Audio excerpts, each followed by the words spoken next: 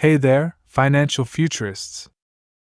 Welcome back to the channel where we break down the latest news and updates on everything related to Social Security. If you're new here, don't forget to hit that subscribe button and turn on notifications so you never miss an important update. Today, we're diving deep into the heart of the matter, the alarming state of Social Security, and the urgent need for congressional action. Now, let's talk about the elephant in the room: Social Security. Representative John Larson's recent speech in Congress echoed the frustrations of millions of Americans who rely on Social Security. He emphasized the staggering fact that Congress hasn't taken a vote on Social Security in over 50 years. Can you believe it? Larson's message was crystal clear: it's time for action. Social Security isn't just a safety net. It's a lifeline for millions of retirees, disabled individuals, and families across the nation. Larson's proposed Social Security 2100 Act aims to do just that: increase benefits for all recipients, including those on SSI and SSDI. It's a step in the right direction, but will Congress finally listen? Here's the video of John Larson. Thank you, Madam Speaker. Madam Speaker, I rise today to speak about the nation's #1 insurance program, Social Security.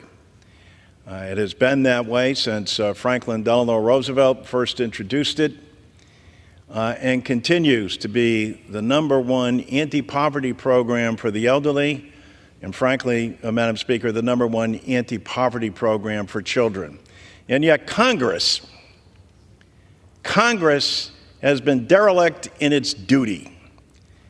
There has not been a vote to enhance Social Security since 1971. Richard Nixon was President of the United States. As we speak today, there are close to 70 million Americans who rely on Social Security. Of those 70 million, it's important to understand that 10,000 baby boomers a day become eligible for Social Security. More than 5 million of our fellow Americans have worked and paid into a system and get below poverty level checks from their government, the wealthiest in the world, with the nation's #1 anti-poverty program that this body has not acted on in more than 50 years.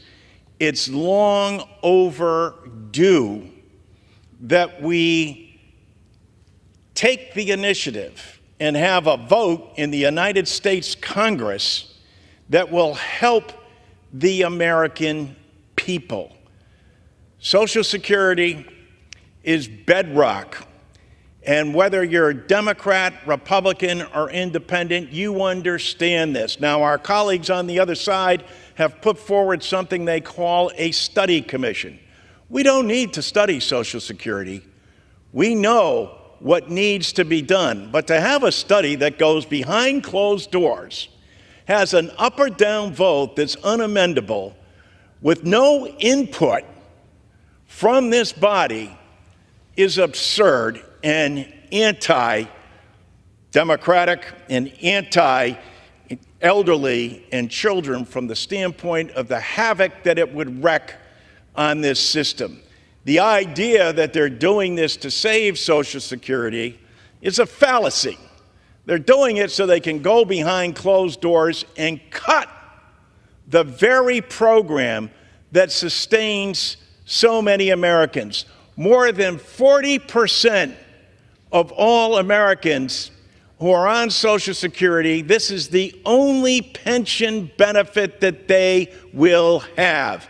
And Madam Speaker, you know as well as I that it's not only a pension benefit, it's a disability benefit, as well as taking care of spouses and children.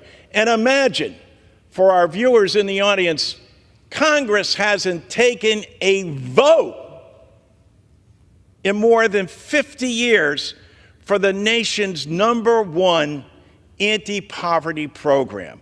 It's long overdue that we not study this. How about we do what we're elected to do by the public and actually vote? And if you got a better idea, put it out there. But we believe this as well. I commend President Biden for saying, and look, the way that we're going to pay for this is to lift the cap, or what's called scrap the cap, on people making over $400,000. This past month marked that millionaires have already stopped paying into the Social Security program. Bill Gates stopped paying back in January. That is wrong, it's not right, but to lift that cap will allow us not only to extend the solvency of Social Security, but increase benefits across the board for its members, to make sure that WEP and GPO, which have hurt teachers and municipal employees over the year, is finally scrapped. To have in there a tax cut for more than 23 million Americans who continue to pay taxes on their Social Security. And to make sure that everyone's benefits are enhanced. And where does that money go, Madam Speaker? The money from Social Security goes right back into every single congressional district. And it allows those individuals in that district to sustain themselves. Nobody's going out and buying stock options with Social Security 2100.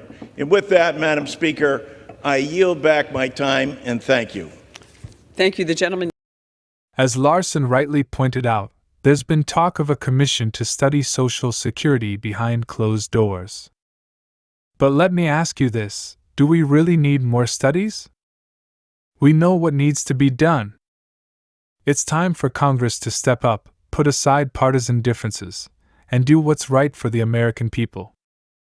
And President Biden's proposal to lift the cap on those making over $400,000 could be a game changer. But here's the kicker: despite overwhelming bipartisan support from voters, there's still a looming threat of cuts to Social Security and Medicare. It's unacceptable. Social Security isn't just a line item in a budget, it's a promise to our seniors, our disabled, and our children. We owe it to them to protect and strengthen this vital program. So, what can you do? Stay informed, stay engaged, and let your voice be heard. Together, we can hold Congress accountable and ensure a brighter financial future for all. Well, that's all the time we have for today, folks. If you found this video informative, don't forget to give it a thumbs up and share it with your friends. And if you haven't already, be sure to check out our videos on Social Security, stimulus check updates. Until next time, take care, stay safe, and remember, your financial future matters. Thanks for watching.